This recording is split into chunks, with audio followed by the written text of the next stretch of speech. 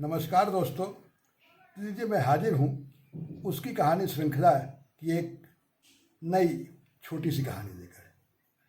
दोस्तों, कहानियाँ सिर्फ राजा रानी, देवताओं, असुरों, राक्षसों, भूत प्रेतों, परियों की ही नहीं होती, बल्कि कहानियाँ तो साधारण मनुष्यों की, पशु पक्षियों की, यहाँ तक कि कीड़े मकोड़ों, पौधों की, पेड़ों की, वनों की, नदियों की, पहाड़ों की होती है। और अलग अलग तरह की कहानी का मज़ा भी अलग होता है।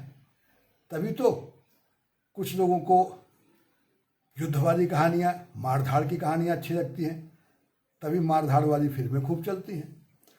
कुछ को प्रेम कहानियाँ, लव स्टोरी अच्छी लगती हैं, तो फिर लैला मजनू, हीर रांझा जैसी फिल्में आ जाती हैं। कुछ को साहस की, एडवेंचरस कहानियाँ अच्छी लगती हैं, उस तरह की भी फिल्में आती हैं। कुछ को कॉमेडी अच्छी लगती है, हास्य कहानियाँ अच्छी लगती हैं, और कुछ को फंतासी, तो कुछ को तिलिस्मी कहानियाँ। तभी बाबू देवकीनंदन खत्री का चंद्रकांता आ जाता है। तो इस तरह कहानियों के इतने रंग हैं कि सबको कह पाना भी बहुत मुश्किल है। और अलग अलग समय की, अलग अलग देश की, अलग अलग इलाके की कहानियाँ भी अलग अलग होती हैं। जो कहानी ध्रुवीय प्रदेशों की होगी उसकी हम कल्पना भी जल्दी नहीं कर सकते कि हर समय वहाँ ठंडा ठंडा ठंडा ठंडा माहौल, एकदम गलाने वाली ठंड, और उसी के बीच में उनका जीवन, कठिन जीवन, उसकी कहानी एकदम अलग हो। और सच पूछा जाए तो कल्पना तो हम यह भी नहीं कर सकते कि आने वाले समय की कहानियाँ किस तरह की होंगी। जैसे क्या कोई कल्पना कर सकता था कि 2 साल पहले ये कल्पना नहीं हो सकती थी कि कहानी में कोरोना इस कदर आ जाएगा कि कहानियाँ कोरोनामय हो गई, कहानियों में कोरोना की भरमार हो गई, उस तरह के अनुभव आ रहे हैं। और सच पूछा जाए तो इंसान हर कहानी में अपनी सुख दुख, जो कुछ उसने देखा है, जो भोगा है, कल्पना, अपने अनुभव, वही तो बार बार दोहराता रहता है।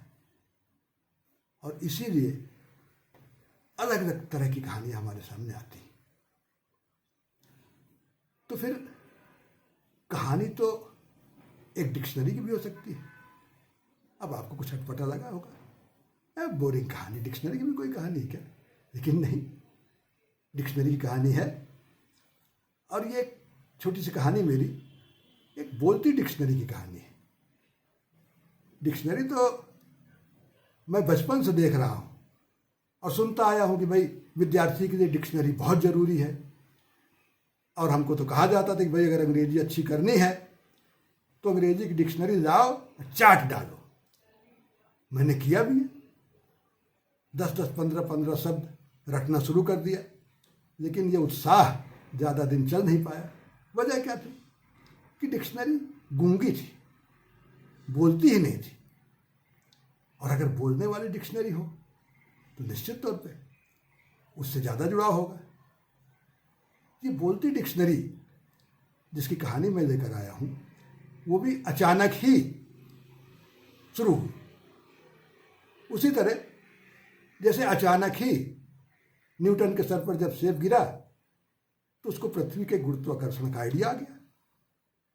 सेब तो न जाने कितने लोगों को ऊपर गिरा होगा, लेकिन आइडिया न्यूटन को आया। तो उसी तरह यह बोलती डिक्शनरी की कहानी जो मैं बताने जा रहा हूँ, उसका आइडिया भी मीडिया के एक प्रोफेसर को आया। अचानक ही, कोई तय नहीं था, उसने तय नहीं किया था कि इस तरह से कोई तैयारी के साथ शुरू करेगी, अचानक ही आ गया। तो दोस्तों, फिर आज तो यहीं तक, और उसके बाद फिर इंतजार कीजिए अगली कड़ी की। नमस्कार।